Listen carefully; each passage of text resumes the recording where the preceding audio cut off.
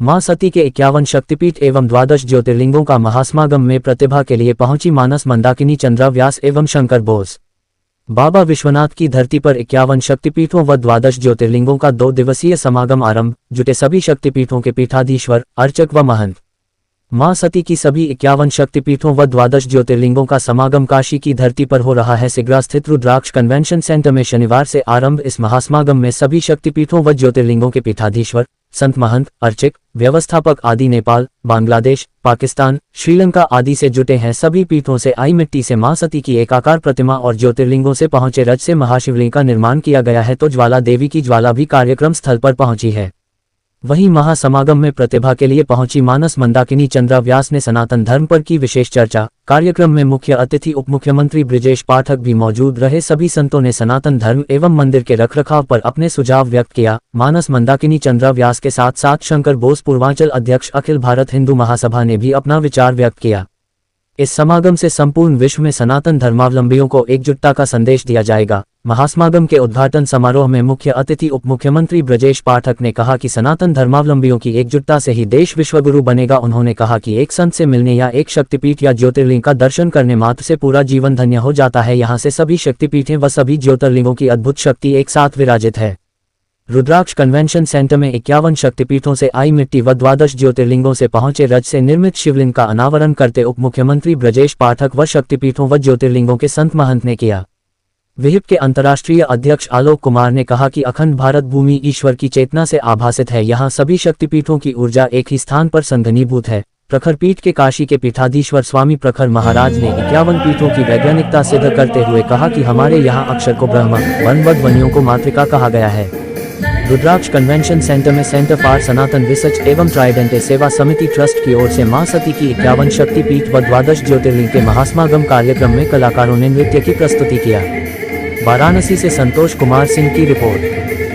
वाराणसी भगवान शरणानंदन में रहती हूँ। साध्वी चंद्रा मानस मंदाकिनी। आज जो कार्यक्रम हो रहा है, क्या करना चाहिए इसमें?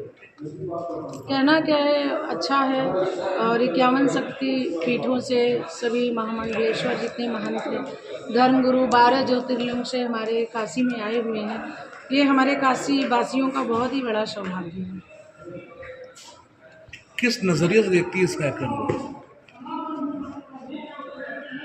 नज़रिए का अच्छा नज़रिए से देखेंगे, एक हिंदुस्तान में अच्छा संदेश जाएगा। और हमें लग रहा है कि पहली बार 51 शक्तिपीठ के संतों का समागम, 12 ज्योतिर्लिंग के संतों का समागम हमारे काशी में पहली बार ये समागम हो रहा है, संगम बह रहा है। इससे बड़ा सौभाग्य का बात क्या हो सकता है। ठीक।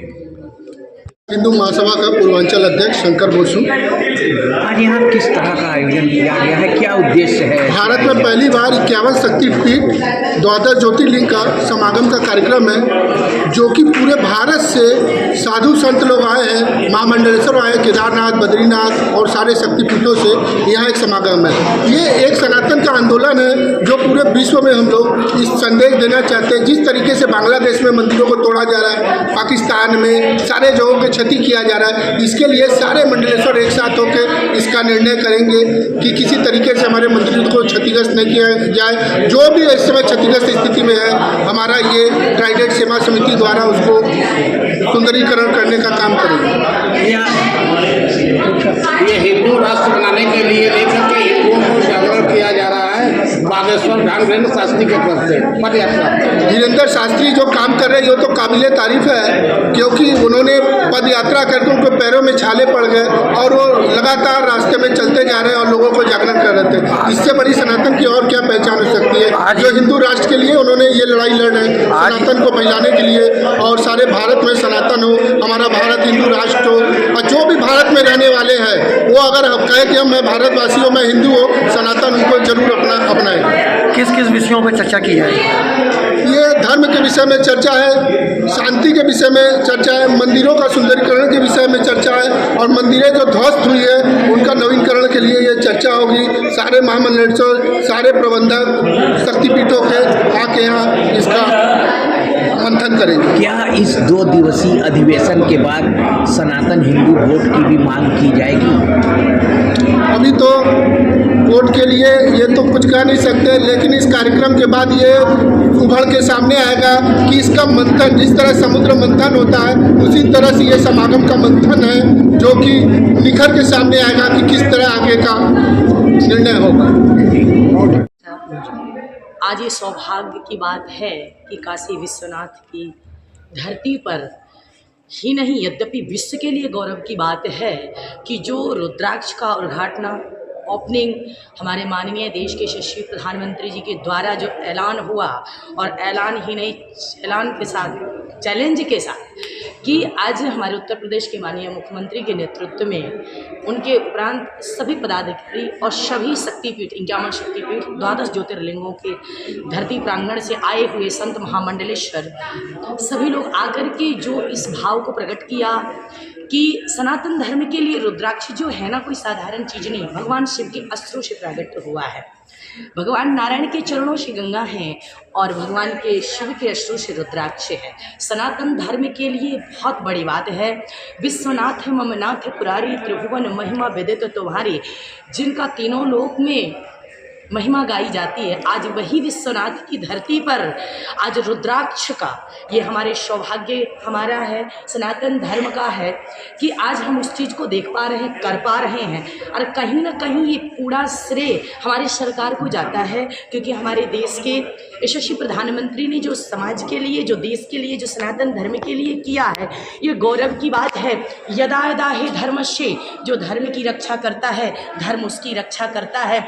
ये सनातन धर्म का एक नींव है, क्योंकि जो सनातन नहीं मिटा रावण की ललकार से, जो सनातन नहीं मिटा कंस की तलवार से, जो सनातन नहीं मिटा हिरण्यकश्यप की हुंकार से, वो सनातन क्या मिटेगा गिद्धड़ों के भौंकार से। तो आज हमारे सनातन धर्म को जो एक स्थापित किया है, तो मैं धन्यवाद देती हूँ सभी महामंडलेश्वर, सभी सनातन धर्म, अपनी दीदी जी को मैं दंडवत अभिनंदन वंदन करती हूँ। आप सभी को न्यूज़ के द्वारा मैं आप सभी को भी आभार प्रकट करती हूँ। हमारे सनातन धर्म का प्रचार प्रसार आप सभी कर रहे हैं कि लोग जागृत हों। और आज हमारा एक और भी पदयात्रा चल रहा है कि सभी हिंदू एक हों, यदि हम बटेंगे तो कटेंगे। तो पदयात्रा हमारी जो चल रही सनातन धर्म ध्वजा का वो परचम फहरा रहे हैं। मोदी जी से ये भी हम लोगों का निवेदन है कि जो 51 का, वैसे पुराणों में 108 शक्तिपीठ हैं, 51 ही नहीं है, जो माँ अम्बा सती जी के जो अंग कटे हुए थे उसे 108 शक्तिपीठ बने हुए हैं।